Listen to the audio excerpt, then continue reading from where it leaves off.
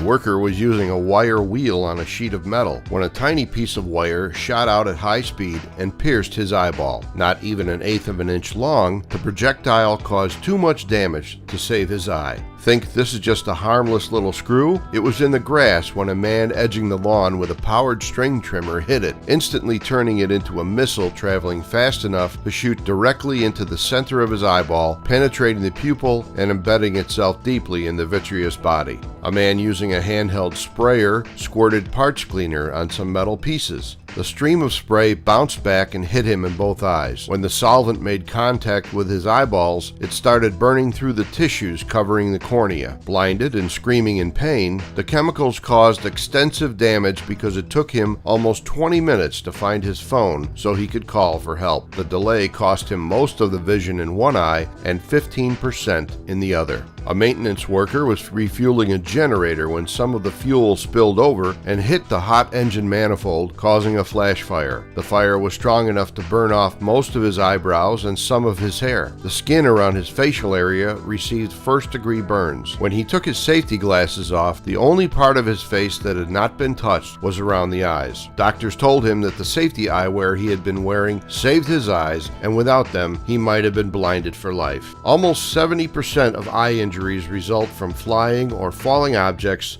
or sparks striking the eye. Of the objects that caused the worst eye injuries, more than 60% of them were smaller than a pinhead. Most of these damaging little missiles were traveling at high speed when they injured the eyes. Chemicals in the eye account for almost 20% of eye injuries. Good safety eyewear is inexpensive, lightweight, easy to keep clean, and scratch resistant. Choose safety glasses that meet universal standards for proper eye protection. For example, OSHA requires protective eyewear in the United States to meet the minimum standards established by the American National Standards Institute, or ANSI. If you already wear glasses, your prescription lenses can be made to ANSI standards.